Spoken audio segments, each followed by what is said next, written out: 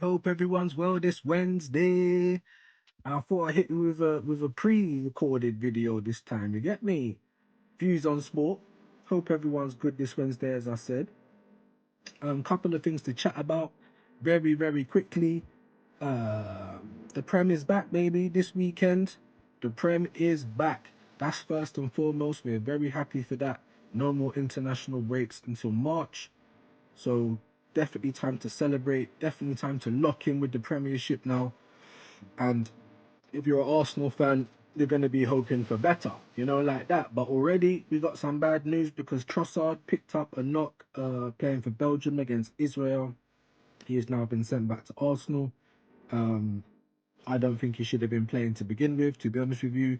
We kept other players off of international duty. If we knew he was carrying a knock or he was like 50-50, then we should have kept him at home, to be honest with you. But, in typical Arsenal fashion, one player comes in, another player goes out. So, yep, I don't know how long it's for. I'm going to have to check it up. Obviously, Arsenal and Arteta's not very forthcoming with the lengths of these injuries, so we're gonna have to wait and see. But that is another blow for Arsenal. However, Trossard, he weren't really playing that well anyway. To be honest, I was fully gonna say bench him for Forest anyway. Um, Obviously Odegaard. Now, some people, Lee Gunner was saying that Odegaard had an injury after the Chelsea game. I'm not sure. I'm hoping that ain't the case. Like, for God's sake, we know Rice. Are they going to continue to make him play on a broken toe? Hopefully not. Um, so we can expect Rice to be out. There was talks of Bukayo Saka picking up a knock. You know what I mean? So we don't know. Zinchenko, segueing on to the next point, he's written a book. He's spilt the tea on Arteta a little bit, talking about bringing injured players on coach, bringing them to games even though he knows they're not going to play, and vice versa. Saying players are injured when he knows that they are going to play. Some people are calling him a liar, things like that. It's just mind games, man. Like, he wasn't the first person to do it. I done a live today, and I spoke about that. The first person I saw doing things like that was Alex Ferguson, the legend himself. So managers do that sometimes. It's annoying for us Arsenal fans because in terms of injuries and team news, we want to know to try and ease our worries because of what we're seeing this season. Um, but yeah, for me, Zinchenko, I mean, some people are saying, did Arteta read the book? Has he okayed it first? I don't know. You shouldn't really be doing a book while you're still at the club. I expect these things, but usually when you've left, do you know what I'm saying? So, yeah, Zinni rocking up a little bit like a snitch, to be honest with you. However, it has given us a little insight into Arteta, into what he's like. Now, more and more, I'm hearing that this guy is like a dictator. People, you know what I'm saying? Like, he doesn't really care about the players' fatigue and their injuries. Like, you know what I mean? He's just, and look, Calafiori, we don't know how long he's actually been back. Odegaard just about came back and he's getting flung straight back into action. Rice has been playing on a broken toe. Saka got injured, couple of games out, thrown straight back into the action. We don't really have a choice at the moment, but if we did have a choice, would he do anything different? Now, this is the big question because look at Ethan Wanyeri. We gutted out our replacements in midfield, our attacking creative options, because the club was saying that this is going to be Ethan's year. Now, it looks like Arteta doesn't trust him, so, there's that.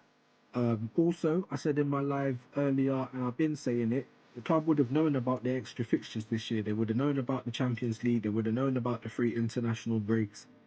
So it's like a preparation again. What else is going on? Um, Pep extends. Very good because, as we all know, if he would have left, him and Klopp gone, say for instance Arteta then wins the league or Arsenal wins the league, we're gonna get the whole, oh, we had to wait for those two managers to leave. We couldn't win while Pep was here, that kind of chat.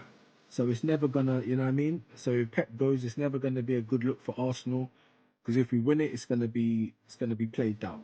Um, Also, yeah, it's good for the league if Pep stays. Of course it is. And it's good for the other managers because Pep's having a little bit of adversity right now. But let's see how he gets out of it because we've seen Pep do it.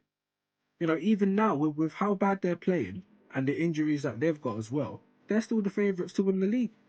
Liverpool can't even say with chest that they're going to win the league. So it's good that Pep's staying. I want to win while Pep's here. Do I think Arteta's the man to do it? So far, I'm not seeing that, and that's what fans are getting upset with at the moment.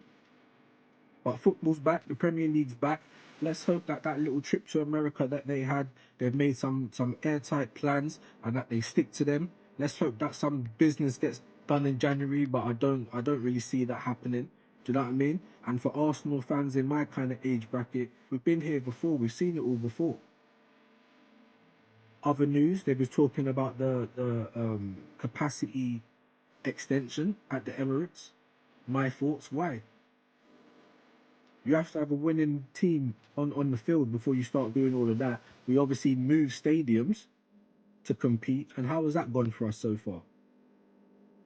And then will this then lead to the excuses now that we're extending the Emirates so we can't invest in the team? We haven't got money to spend. Like, haven't we heard this all before, guys? So that's my little two pence. Without being completely negative, I've said on my lives as well. I expect us to try and go hard for the Carabao Cup. Like that's our best chance of winning something this season. So I expect us to do that. If we can do that, have a good run in the FA Cup and try and get as high up in the league as possible. Definitely top four, but I'm talking third or second. Then it's an okay season. It's not what we wanted, but he's won something, and then we can go again. But obviously, we're just about scraping top four. We win nothing, then for me, Arteta's got to go. But he ain't, because the club's just extended his contract. It's on him to leave, and I don't think that's going to happen.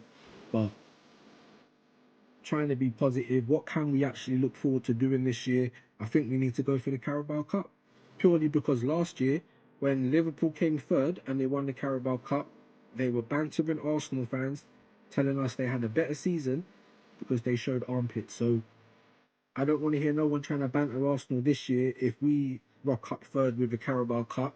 Because with the start of this season, everything's going.